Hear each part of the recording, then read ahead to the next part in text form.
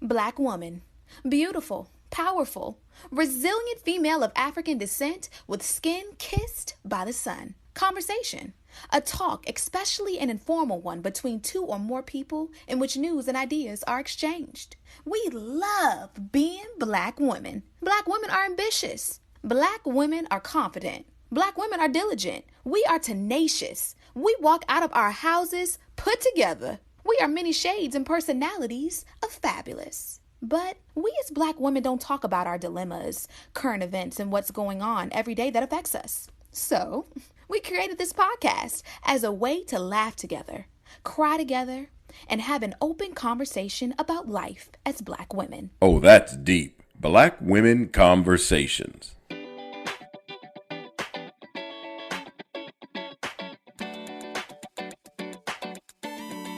Hey, Nicole. Hey, Janine. How has your week been? It's been good, right? It's been good. We're flowing. As you guys know, I started seeing patients at Dissolution Hospital in Atlanta, Georgia, where I am division director of MFM there. So things are up and moving. So I'm excited about this new phase of my life. And Atlanta so far has been pretty good to me. So I cannot complain. Harrison is now, he was sick last week. He's doing much better this week. My mom is doing much better. She still has this little cough, y'all. Even after the Z-Pack, she still has a cough. I keep telling her she needs to get that checked out and get an x-ray. I think she might have pneumonia that's not well treated. But who am I? I'm just a doctor. Your parents don't want to listen, whatever. But honestly, things have been going really well. I think that, Janine, we didn't do vision boards this year. And so I feel a void there that needs to be filled. So I think that maybe this weekend I'm going to put some goals on paper and really think through what I really want to accomplish this 2023 and try to be really intentional, try to be really intentional about setting my goals and being positive and getting through this, transition period in my life. So that's how my week has been. And I'm feeling good. I'm starting to get my routine going, get my flow going. So, hey, I can't complain. So how's your week been, Janine? It was good, right? So the week started off with some last week was MLK Day, right? Yeah, it was. So the week started off with some community service. So if y'all listen to this podcast for over a year, we hope y'all been listening from the beginning. And if you just tried to eat the mic, apparently, we hope that you all have been listening from the beginning. But if you haven't, we hope that you've gone back to catch up. And if you have, and you've been a good little listener, I'm just playing, y'all. But if you have, you would know that, at the beginning of the year, every MLK Day, we do some community service. So this year, like last year, I did the mentoring and I met some really amazing students, that kind of made me second guess how, ambitious I was in college. I was like, whew. I mean, they're doing some amazing things and they're literally still in college. So super amazing. That was an awesome experience. I always love talking to the next generation just because, I had people that talked to me, and also there are conversations that I wish I had that I didn't, that no one told me. So one of the things I found myself stressing was something that I, as you all know, still struggle with. And that's time management and how much time you give to work versus how much time you give to your home and all of that, figuring it all out. So I struggle with that, but it was one of the things that came up in conversation multiple times, and I didn't bring it up. It was something that they brought up. So the fact that they're even thinking in that vein at, college age, I was super impressed. So that was awesome. And then I rounded out the week with a wives conference that I went to that I was texting you from, Nicole, hey, I'm going to give this person your number because they're asking a bunch of questions. So the wives conference was Christianity based, right? So it was and I'll put the information because people probably will ask. But it was essentially about how to be a good wife and really how to, face the struggles that you face as a wife, right? So there was everything from regaining intimacy to how to be a confident wife, which my mentor Cheryl Jackson taught. But there were a whole bunch of like really awesome seminars, and they all weren't about like, you know, they all weren't as PG, I shall say. So it was really fun. It was really fun. But one of the things that I kept texting Nicole about, for you all, so that you all know, was there were a lot of questions about women's health that, you know, people didn't really have the answers to. So I shared Nicole's information with one person. And this is, you know, one of the things that I like about these kinds of conferences. One person had a question. I shared Nicole's information with one person. And then by the end of the conference, like 5 to 10 people had asked me for Nicole's information, because I was then known as the girl who has the friend that's the MFM. So it was super awesome and super helpful. And one of the things that it kind of reinforced the reason why we do this podcast, because a lot of times it's really about the conversations that we don't have, right? Like if you're going through something, 9 times out of 10, someone that you know is going through the same thing. So if we just opened up that dialogue, it would be super helpful so that people are not all having to learn the hard way. Like we can learn from other people's experiences without having to experience them ourselves. So super, super helpful, super, super insightful. I would love it if the conference is done by Gail Crowder, and I would love it if she did it again in, 6 months, but she typically does it annually. And, it just reinforced that, like, we need to have more conversations, because everything doesn't need to be work, and figure out how to take care of the kids and your husband and blah, blah, blah, blah on your own.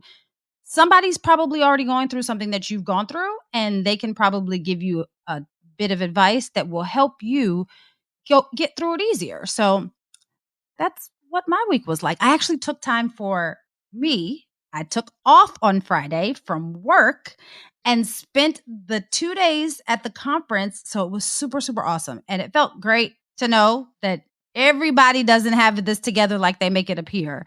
We all trying to figure it out.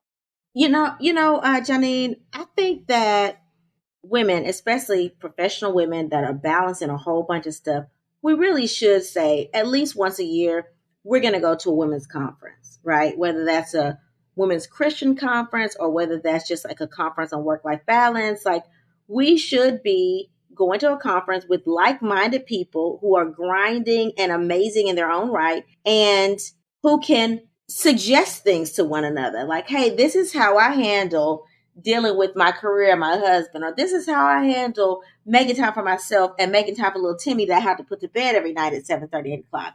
Because there are resources out there that I might not have tapped into, but that you may know about, Janine, or somebody that's at the conference may know about and may choose to share that. Plus, most of these conferences have amazing speakers that can share what they did. And you may think, that's the mistake they made that they're sharing that I should not make, or that's how they got through it. Maybe I should try it that way.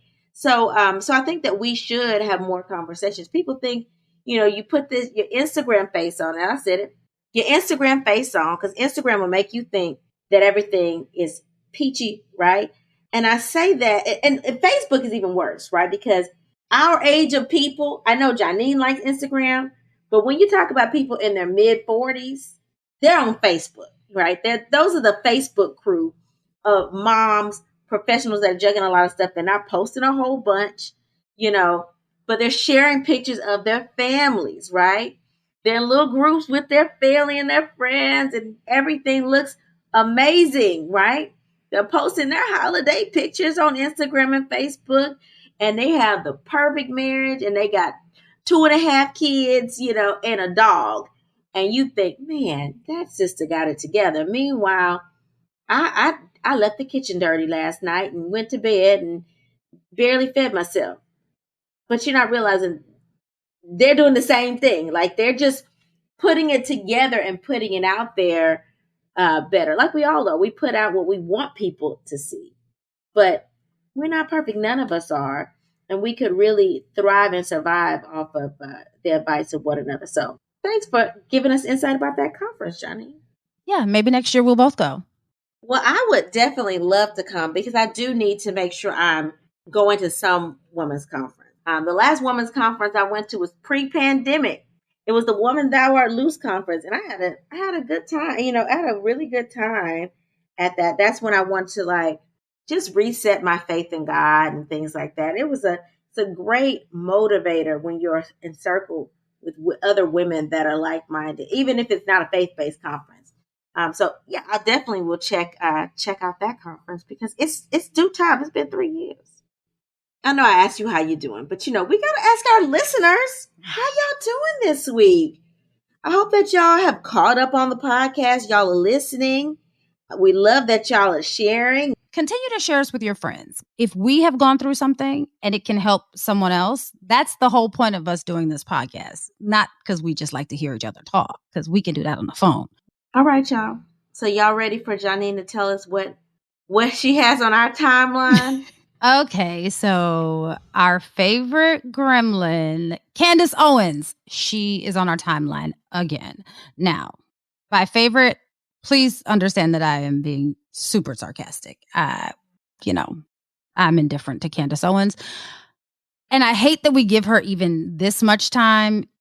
Like, I don't want to give her the slightest bit of attention, but this latest rant that she's had is actually kind of shining a light on a much larger issue that seems to be becoming more prevalent. So we're going to chat about it today. So we know Candace Owens to be anti-Black. She is the Black woman who has made a name for herself by trolling Black people and Black culture. We've talked about her before, right? If you want to go back, we had an episode about her trying to attack Cardi B, and she's done a whole bunch of other things. Like, she just is nuts. I think the last big thing that she did prior to this particular instance was standing with Kanye with the White Lives Matter shirts. Like, she's just, she's out there.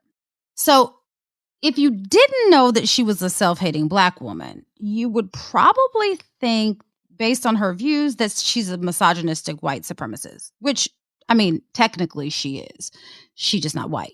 So Candace has added some new tricks to her repertoire, right? So she's not just anti-Black anymore. She doesn't just spew this anti-Black rhetoric. She's also now spewing anti-woman rhetoric. We can't be any more self-hating than this. You're a Black woman and you like to spew anti-Black and anti-woman rhetoric. But, I digress. So we're kind of used to this. Like, remember when I just talked about her in her situation with Cardi B? But that was kind of more slut-shaming to me, right? Like, that was kind of more along the lines of saying, women should act in a certain way and, to be a respectable woman. It wasn't really anti-woman. It was more, well, yeah, it was anti-woman. But I was trying to give her the benefit of the doubt then. Now she's just gone full-on anti-woman. This time, she's decided to further this women's regulation agenda that the Republicans have set forth, right? So now, Nicole, I know that you know what I'm talking about, but I'm sure that our listeners are probably asking, like, what does she do now? Y'all, we were asking the exact same thing. Like, why is she back on the timeline? Why do we give this girl this much attention? So on her show, on the Daily Wire, I think it's called, she posed a question. And it was a pretty simple question. She said, women in the workplace.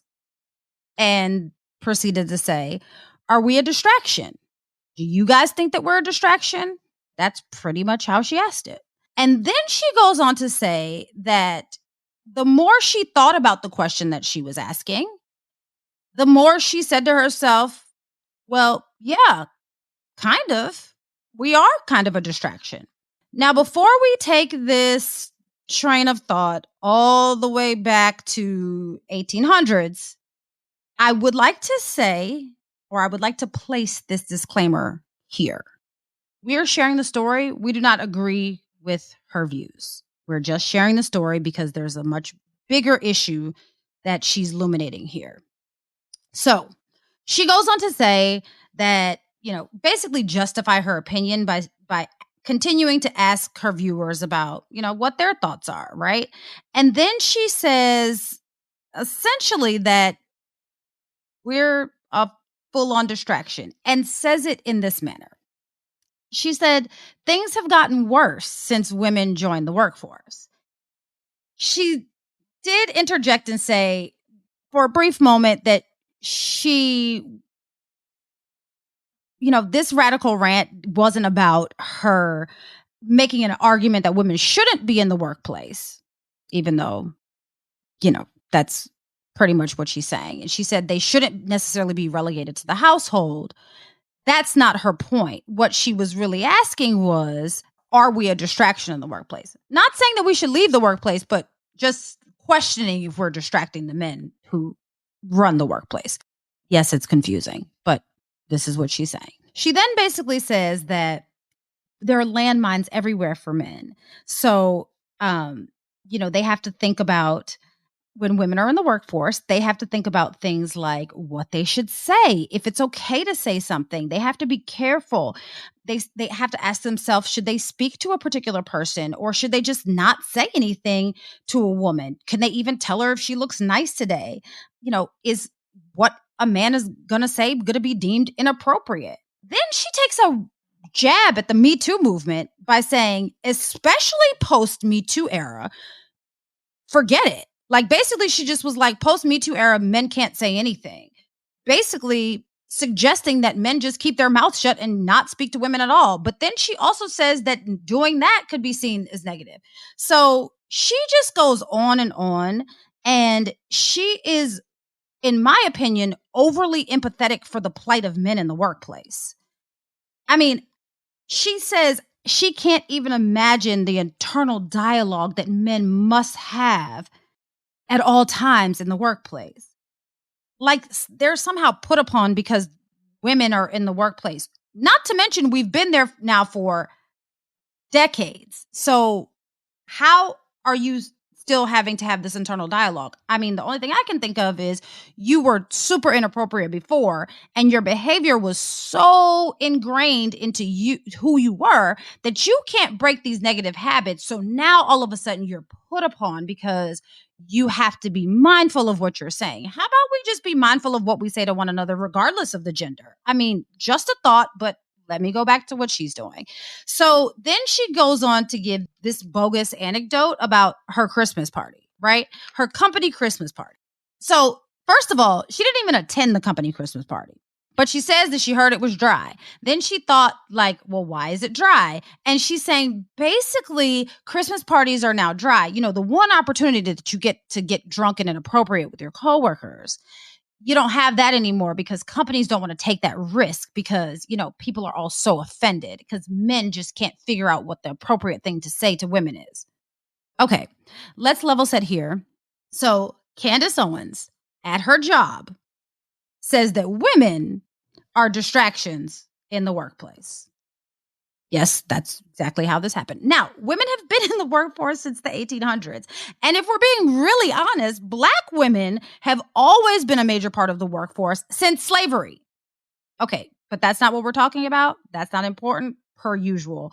Her concern is more about the white man and the struggle of the white man and the struggle that we are putting onto the white male by adding women to the workforce. And women haven't been in the workforce long enough for men to have figured out how to have some modicum of self-control long enough to be professional at work. Like, we're not even asking you to be professional 24 hours a day. We're just asking you to be professional the 8 hours or, 10, 12 hours that you're at work. Is it that hard for men to refrain from sexually harassing women or being inappropriate towards them? I mean, God forbid that they actually have to think about what they're saying before it comes out of their mouths. That's what she's saying. So poor men, right? Like, poor men. But let's not think about all of the many things that women have to think about just stepping out of their home. Are they being safe? Do they have to worry about if somebody's following them? What does their attire say about them? These are all of the things that we have to consider, right? Like, in the workforce, very specifically, we have to be mindful of, are we being too forceful? Are we being too meek? Are we being too opinionated? We have to be mindful of what we say to men to make sure that we don't offend them too much, so that now we are somehow, hindering our career. Like, we have to maintain this delicate balance between assimilation and authenticity. But somehow the man is the one that is put upon. So why is this important? Well, Candace said this, and she basically said that she wasn't supporting women not being in the workplace. She's basically giving the supporting argument for women not being in the workplace for some other people who really do believe that women in the workplace should be regulated, right? And regulated for all different reasons. But more specifically, let's focus on some government rules that were passed in the same vein. While it's almost unreal that we're actually talking about this in 2023, actually is a real topic of discussion. So this really happened, Nicole, in Missouri, right? So Missouri, the Republicans passed a dress code for women in the House of Representatives, saying that arms must be covered with blazers. So of course it wasn't just brought up and passed because, I mean, we are in 2023 and this could not be any more of a sexist dress code rule. So after some back and forth, it was deemed that, it could be blazers, cardigans, or even jackets as the second layer. But women have to wear a second layer. So, Nicole, we really have lawmakers that are out here focusing on regulating the attire of women rather than focusing on regulating the laws that they were actually elected to regulate. Started off with them regulating our bodies and, what we could do with our reproductive rights. And now we've gotten so minuscule to be monitoring what we put on and whether our arms are covered or not. My question is this: do you have such low self-control that you cannot see an arm? We all have arms, right? Okay. Maybe it's me. It sounds crazy to me. Maybe it's just me. So while it may seem something that's happened, over there in Missouri, I think we really should be mindful of this and pay attention, because more and more of these kinds of little rules here and these little laws here are regulating and determining what takes place. So in an effort to not take us back to prehistoric times, it seems that we really need to be cognizant. Yesterday it was, let's overturn Roe v. Wade. Today it's we have to wear a certain attire. It's absolutely ludicrous. Are we making equal rules like this for men? Or are we taking it back to the man's world that Candace was referring to in her rant? So for me, I don't want to say shocked, but I'm most alarmed, I would say, by the fact that we're absolving men essentially of any responsibility and also giving them complete control over our bodies and the things that we wear. It is really disturbing to me, but maybe it's just me. What do you think, Nicole? I think that there has always been a double standard in society for women.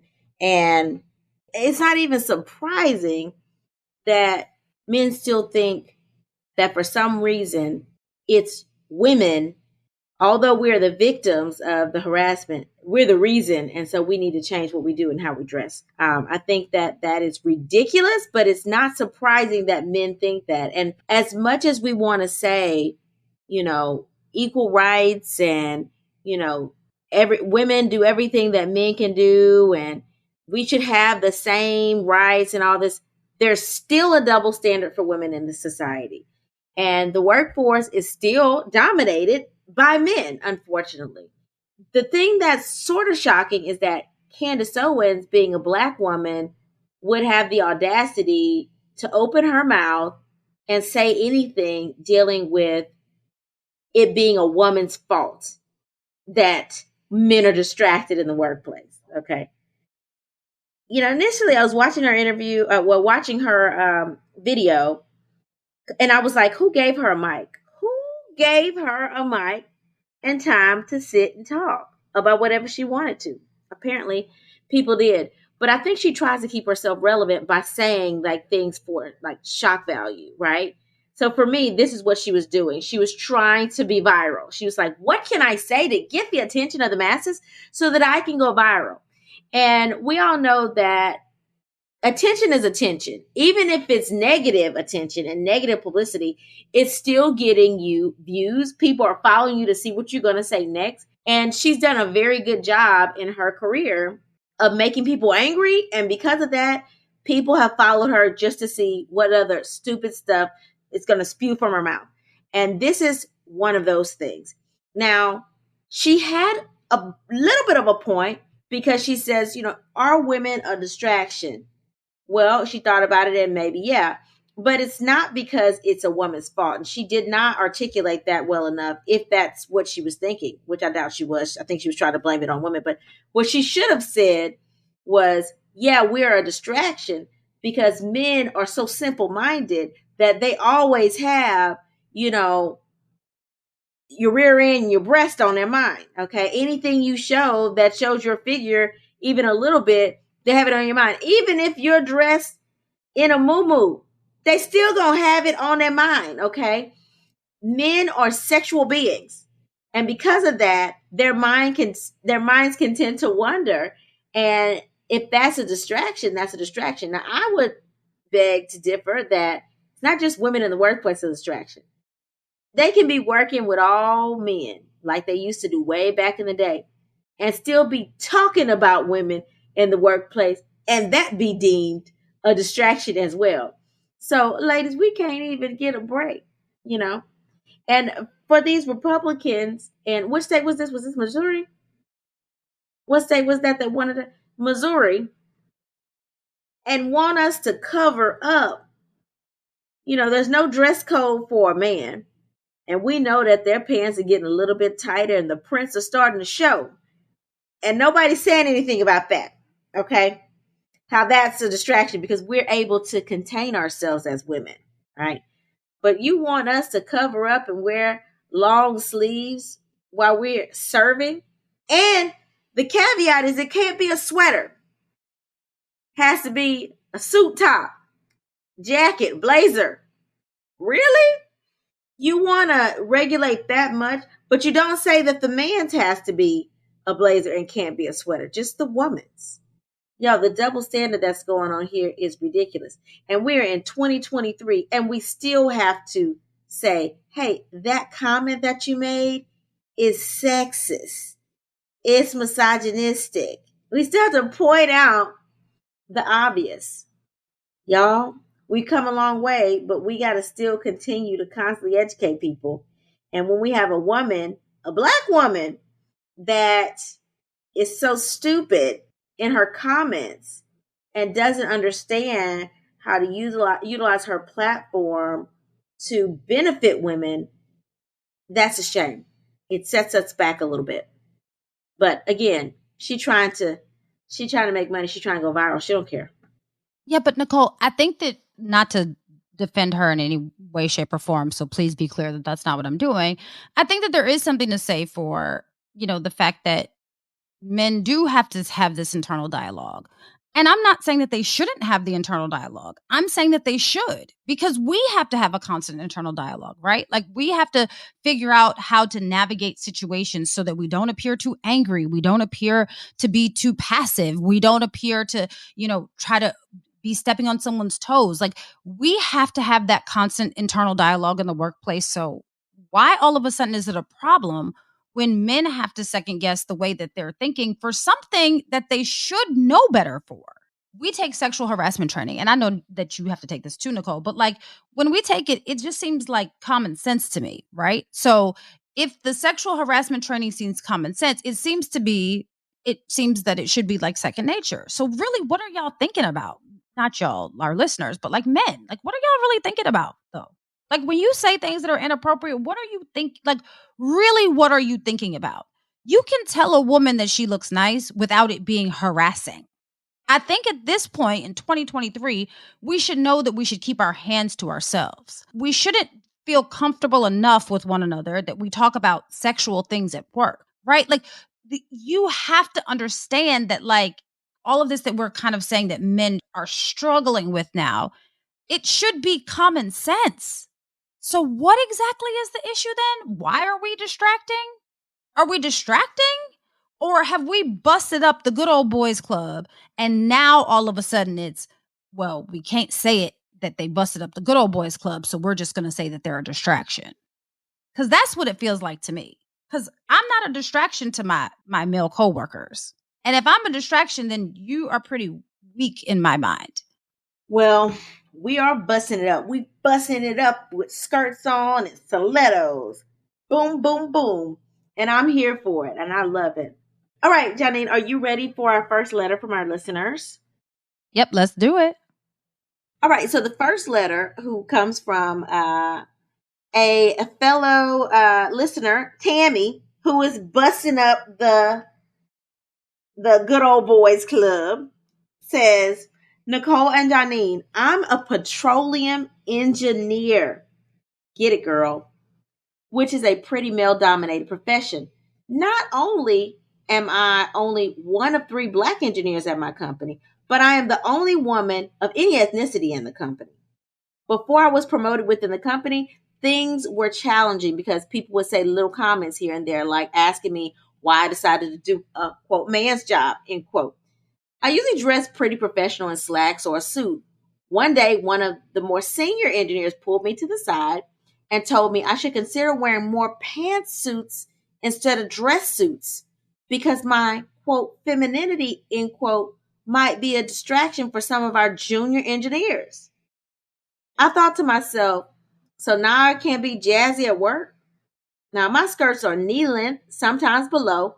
I make sure they aren't too tight. My tops are not revealing or cleavage showing. So I'm not sure why my business attire is being labeled a distraction. I told him thanks for the suggestion and moved on. Ladies, is it common for women to tone down their femininity in the workplace to please men? If so, in your opinion, how should I go about doing this? Tammy.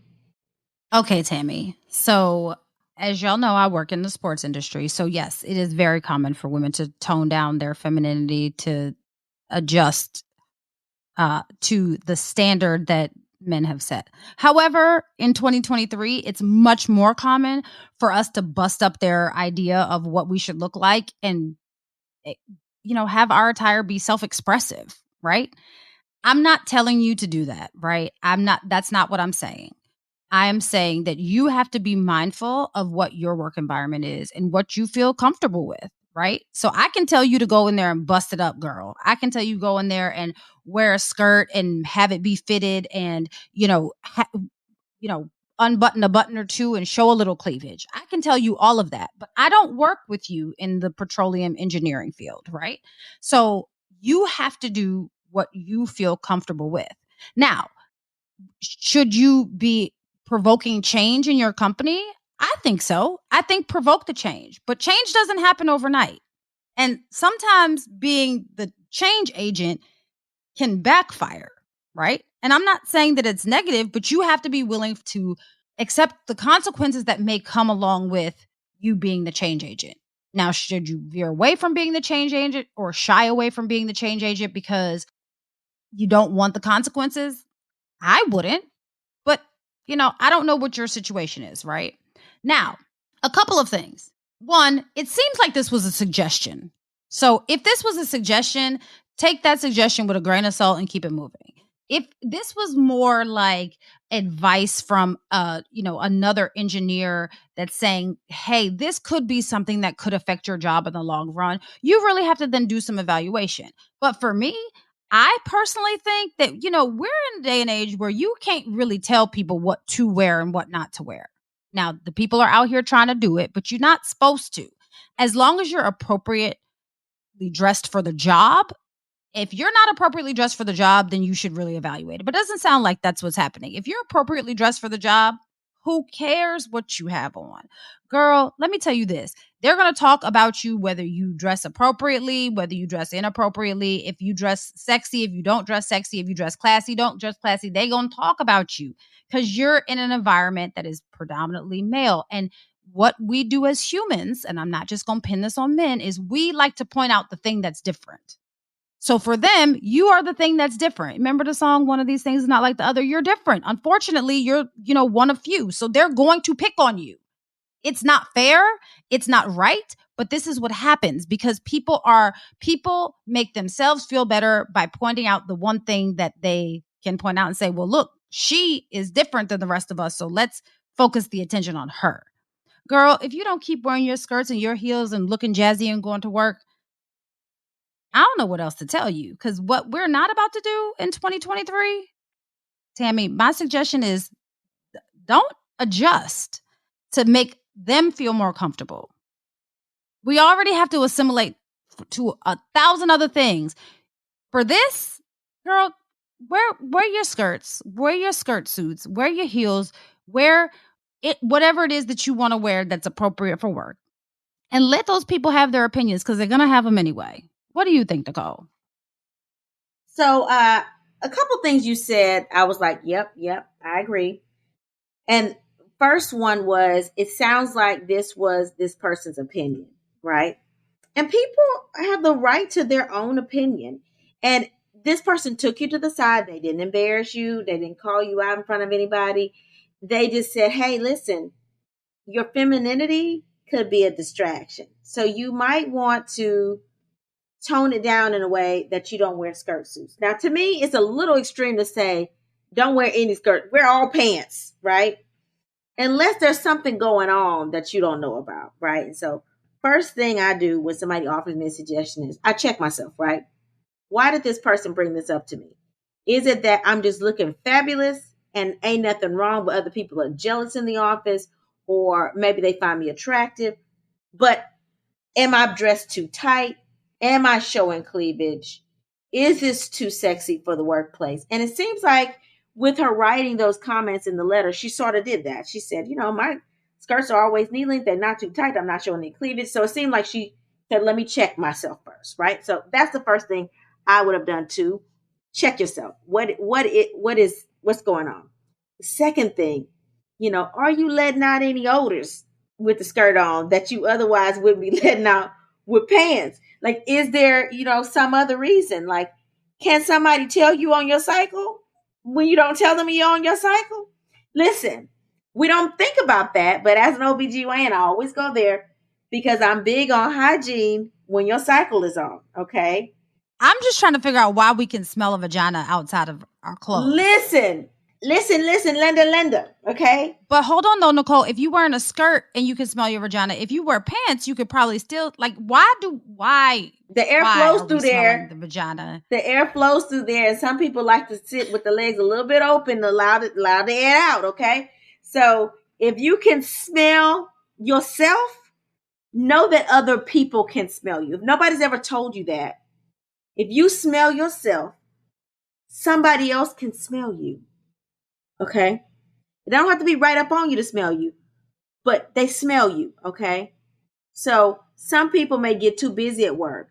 If they're wearing a liner or a pad, they're not changing as frequently as you're supposed to. I know we're talking to grown women that should have good hygiene by this time, but I know everybody, I'm OBGYN, I know everybody don't have good hygiene. So that's why I'm saying it.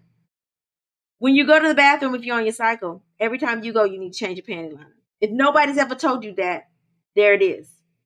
You should always have a new liner on, okay? Even if nothing's on the liner. You go to the bathroom, change the liner. Okay, freshen up. Tampons are not meant to be worn until you bleed through them, okay? That leaves stains in your underwear, stains leave odor, all right? When you're on your cycle, carry an extra pair of underwear with you in your little toiletry bag. Oh, you're not carrying a toiletry bag? Okay.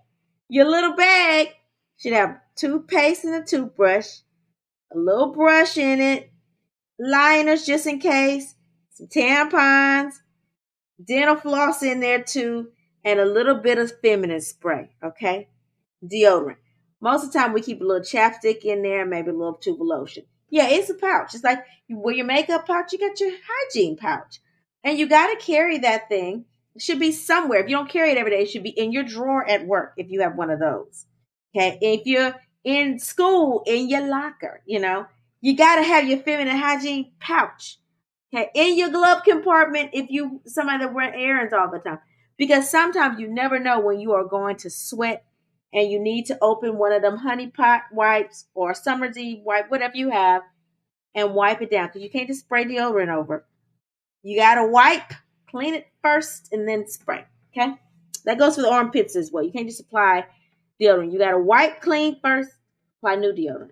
I know I'm talking to grown women, but listen.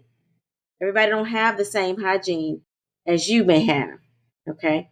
So, if the person is trying not to say, girl, I smell you, maybe you should wear pants because I don't smell you when you wear pants. You got to check all yourself. Don't just check if it's revealing or not. Okay? Your femininity can mean a lot. If your femininity means I can tell when you're on your cycle and the guys ain't on their cycles, that's a problem, okay? So check yourself. Now, if you check yourself and you're like, listen, my little hygiene pouch is good. I'm smelling good. All my stuff is in check. I'm not too revealing. Then I agree. You take it as a suggestion and you move on, okay? Realize that everybody is not going to have your same taste in outfits, and that's okay. As long as you're keeping it professional, that's all it means. Now, if you check yourself and you realize there's something that's going on when I'm wearing a skirt suit, then you got to change, okay? Because there's some sexy pantsuits too. So the fact that he's telling you not to wear skirts is why I went to the hygiene, okay? But I would take it as a suggestion. And once you check yourself, if you feel like it's not, you've moved up in the company, so you obviously are advancing professionally. Take it as a suggestion and move on. It's unfortunate if he's saying this just because he thinks that you are sexier with that on, but you're professional, then shame on him. But do some self-assessment first before you just say, how dare he? Assess yourself. Then say, okay, this is just a suggestion. Oh, girl, I think that you just came up with an episode for our upcoming podcast. When is Feminine Hygiene Month? Whenever that is, we need to have an episode about that because we get a lot of questions about this. And I honestly kind of, I don't want to say I when I see them, I kind of think that people are being facetious, but I kind of do because I feel like at this big age, we should know how to take care of our lady parts. But we'll have to do an episode on feminine hygiene because apparently that's something that there are some people who could use a refresher on. No pun intended. Okay, Nicole. So my letter says, hey, Nicole. Hey, Janine. Skipping the pleasantries as I'm writing this at work really quickly to get your advice about something that just happened. I work at a law firm as a paralegal, and we just got a new managing partner. Well, one of his first pieces of business was to tighten up the dress code. He just announced this in our firm-wide meeting. The dress code seems reasonable, with the exception of one thing. Women have to wear heels. Now, there is an exception for medical issues, but that is it. Now, I don't have any medical issues, but I'm 6'2" and I do not wear heels. I want to push back on this, but I don't want to affect my job or my career trajectory. Ladies, what are my options as I am not willing to wear heels? Signed, Sheila. Okay, Sheila. Listen, nobody is going to fire you for not wearing heels. There are several reasons that you should not wear heels every day, okay? Now, as somebody that wears heels often, and I am a heel wearer, baby, I know that I should not wear heels every day. They can hurt your ankles. They hurt your knees. They just wear and tear on your body. And so, one, to find a comfortable pair of heels is difficult.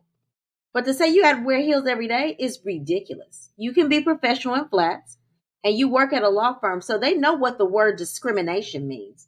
So if I were you, I would continue to dress professional. I would go to HR and say, listen, your dress code is discriminatory, and I will not be wearing heels. And then I would let them tell you you had to, and then sue them if they refuse to allow you to change your dress code. They're in the legal field. They should know better. They should know what's sexist and what's not. To say I have to be this, prissy paralegal with heels just so that I can please the male attorney is ridiculous. That's enough to file a claim by itself. You have that in writing, girl. Go on and email some of your attorney friends and ask them what their opinion will be on that and see if you have a case already with enough evidence to support it. Because that is ridiculous. I've never heard somebody demanding that you wear heels. What happens if you fall in the workplace with those heels on? Then it's their fault, right? Because they demanded that you wear them, right? Are they going to pay all your medical bills? They going to pay your leave and your time off? What are they going to do? I would ask those questions while I'm building a case to prove that they mandated that I wore the heels every day. But I wouldn't wear heels. I would dare them to fire me for not wearing the heels, especially being that I work, You work in the legal field. I would dare them. And as a paralegal, you do all the research anyway. You know all the discriminatory cases. Start collecting your case evidence, put a file to the side, and just wait until they do something so you have enough evidence to file a suit. That's what I would do. Sheila, I have a question. Is this a dress code that was put in place because of like lack of support of the dress code, or is this like a mandate? And I'm asking because, at my job, we have a suggested dress code, right? Like this is what we suggest. There are some things that are kind of, you can't wear, like, you can't wear like cutoffs and things like that. Like you have to be appropriate to work. But they give you a suggestion of, what would be appropriate attire. Is the portion that's about the heels worded as a suggestion? Like I would be interested to see how it's worded, because I have a very difficult time grasping why a law firm would say you have to wear heels, right? Like, is that suggested attire? But then you said there are some exceptions for medical issues, but that's it. So is it saying that you have to wear heels, or they suggest you wear heels, but they'll take medical exceptions if you don't wear heels? Like, what is it saying, right? Like, or is it saying that you have to wear an appropriate shoe and they suggest heels, and then they'll have like medical exceptions if you have to wear like sneakers, right? Like, I just would like to know more about how it's worded, because I mean, to Nicole's point, like you, I'm sure, have done plenty of research on this, or at least have access to the material that you need to research this. And you can deduce on your own that this is not legal. Like it's not a legal practice to force women to have to wear heels. Like maybe to say to have to wear a dress shoe, then sure, that's fine. But like men can wear dress shoes too, but they don't have to be heels to be a dress shoe.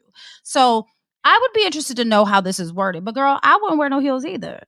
I'm 5'9", and I love a heel, but we have already discussed what Janine's struggle is with heels. I have bad knees and a whole bunch of other things. And like, yeah, you might not have medical issues to say that you don't have to wear heels now, but you wear heels every day. I bet you will have medical issues that say that you can't wear heels.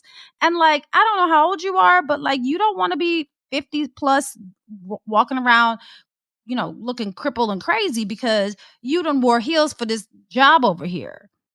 And then here's the thing, like, I understand that you are concerned about your career trajectory, as you wrote in your letter, but here's what will catapult you to a whole nother level in the legal field. You sue your law firm and win over something like this, girl, you could probably get any job working at any law firm anywhere in the United States. Let's be real. So let's not feel like our career trajectory depends on us,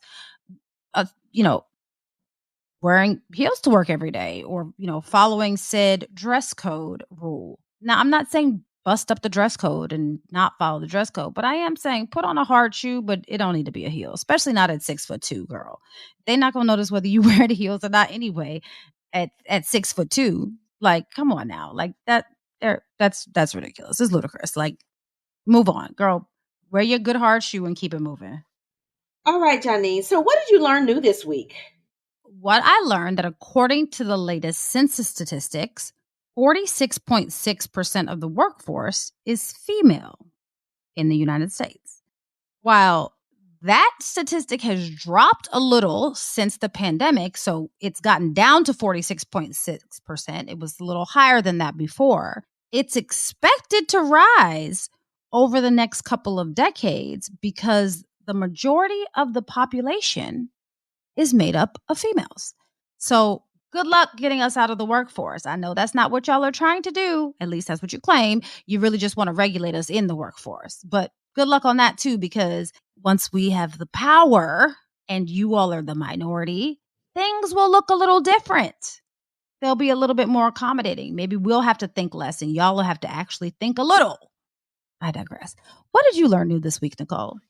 All right. So I learned that according to a Business Insider survey, 35% of women have been cautioned about their appearance, which was deemed as a distraction by their male counterparts. This is compared to only 9% of men that have been told that their attire was a distraction. Wait, what percentage? You said 30-some percent? 35% of women have been cautioned that their appearance was deemed a distraction by their male counterparts. A lot of people dream of world peace. I dream of that too. I dream of, a place where kids can grow up and the ozone layer be, reasonable so that we have 4 seasons. I dream of a lot of things. But if there was a world in which men had just a smidge of self-control, the world would be a better place. Like, you really have such low levels of self-control that you are distracted by attire. Like, y'all all seen D-Days before. Like, are you like, really? This is what we're like in 2023. Really?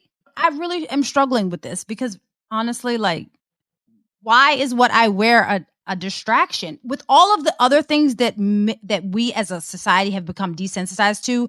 We can watch murder. We can watch, people getting brutally beat. We can watch a whole bunch of other things, but you can't sit in a conference room and see like the general outline of a female's physique without being distracted. I'm so confused. I'm so confused.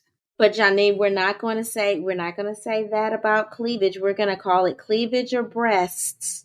Yes, but I'm saying that you don't know what it is. It could be butt, it could be hips, it could be anything that's distracting them, right? Like that. I'm saying that whatever the physique is of a woman in Missouri, it seems to be arms, right? Like it's not even a titties, right? We're not going to say titties. We're going to say cleavage or breasts. We're going to say it's not even the breasts or the cleavage. It could be the arms in Missouri. It's crazy, Nicole. Like if you really sit and think about it, like just think about it for 2 seconds. Me showing my arms is going to distract a man? Like, really? So then I guess I shouldn't wear open-toe shoes either. Like, how far that's the problem with opening up this kind of dialogue. Like, if now I have to cover my arms, like I can't wear open-toe shoes either. Like, it's just, it will get too far. And at some point, I saw an article that said that these things make you feel like you're going to the Handmaid's Tale. And really that's what it feels like. Should I just cover up and look like a nun? Does that help? Like, we all just gonna walk around in habits? Because we could do that. It seems insane to me. That's just my opinion. It seems insane. Listen, Johnny, I don't know about you, but my toes are sexy. They lickable, okay? I gotta watch where I wear them out at. Mine too, but at the same time, I should be able to wear open-toe shoes at work. Yeah. I can't, obviously, because it's a health hazard. Right. That's a reason, right? Like, if there's a legitimate reason, like, our first friend, I think her name was Tammy at Petroleum Engineer. Like, yeah, you're not about to wear no open toe shoes, most likely. But again, I don't know. It's disturbing. Like, and then we get into other fields. Like, what happens if you work in like a physical therapy place that has a water pool? Is the woman have to wear a whole long giant like scuba suit because the men who work with her can't see her in a bathing suit? That's the danger of going down this path of regulating what women wear, because at some point it's not going to, like, it's not about, and I'm not even going to say at some point, it's not about, and it's never been about what we have on. It's about how the men are responding to it. But somehow we still make it the fault of the woman. All right. The motivational moment. And it's from me. And I said, there will always be something, okay? Especially if you're performing in excellence. Now that means they'll start picking on the little things, even something as simple as the way you dress. Don't become timid or insecure. Face the scrutiny head on and then sashay throughout your day. Until we meet again. Pray, work, slay. And show off your melanated excellence. Bye! Oh, That's Deep, Black Women Conversations is produced by Nicole Lee Plenty and Janine Brunson Johnson. Executive producer, Ken Johnson. Get the Oh, That's Deep Black Women Conversation podcast on Apple Podcasts, Spotify, Stitcher, Google Podcasts, or where you get your podcasts. Please subscribe and rate us. You can follow Oh, That's Deep Black Women Conversations on IG at Oh, That's Deep BWC. Oh, That's Deep Black Women Conversations is a Mean Old Lion Media production.